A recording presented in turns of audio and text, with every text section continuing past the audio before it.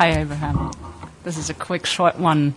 Final question to the current world situation. If you were in the White House, what would be your decision of how to respond? Well, these kinds of questions are always a little tricky because they would never allow Abraham in the White House. Because it is a sort of different vibration. But if we were in the place where we were assigned the awesome responsibility of making a decision for a whole lot of people, in other words, we talked about that already here today, didn't we? We would do our best, as we talked to our friend about parenting, to empower individuals. And the most significant thing that we would be offering to anyone who was wanting to listen would be, let's let this be as insignificant as possible, and let's get back to the details and the brilliance of our own physical life experiences. In other words, our encouragement to the individuals would be to get on with experience and continue to anticipate wonderful things unfolding.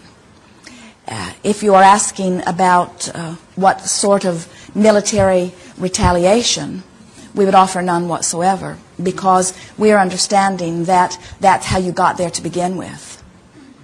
A young man was found in Israel. He had a bomb strapped to him, and when it detonated, it didn't detonate properly, and he was wounded, but he did not get the triumphant results that he was seeking. He did not blow himself up and the people that were around him, and so he was captured.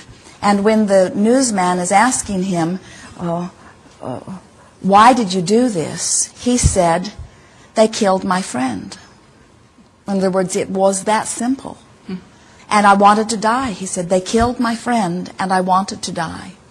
And so we think that those pure and simple words speak to this more clearly than all other words that have been spoken, that it is that feeling that you've done this to me, so I'll do this to you, then you'll do this to me, and then I'll do this to you. Mm-hmm. And what happens in that is it just gets bigger and bigger and bigger and bigger and bigger, and no one ever wins. In other words, there is no triumph that ever comes from any of that. Mm. Here is what we would say. We would say, and we would say it to the world. We would gather a world forum. We would ask all of the television cameras to come, and this is what we would say. It seems that this act has come in response to other actions. It seems that someone is seeing this as a way of sort of leveling the playing field, and it seems to us that if we respond in kind, that all that will happen is it will stir up more of the same and ensure more of these pockets of disaster happening globally as time goes on. And so we have decided that we will do the unthinkable or the unexpected and not respond, not because we think that they are right, but because we do not think that in doing that we would be right either.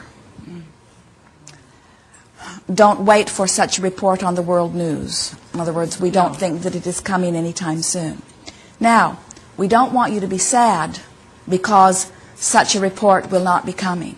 All right, that's my next question. Because we do not think that it is necessary that your government body understand the powerful law of attraction in order for the powerful law of attraction to continue doing the good work of well-being that is so predominant on your planet. In other words, we do not think that the leaders that think that they hold your fate in their hands have any idea that they do not have that kind of power.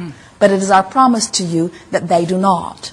And we would like you to understand that it is a non-issue. It does not matter what they do, and it does not matter what they do not do. Your well-being is assured. You're following? Yes, I do.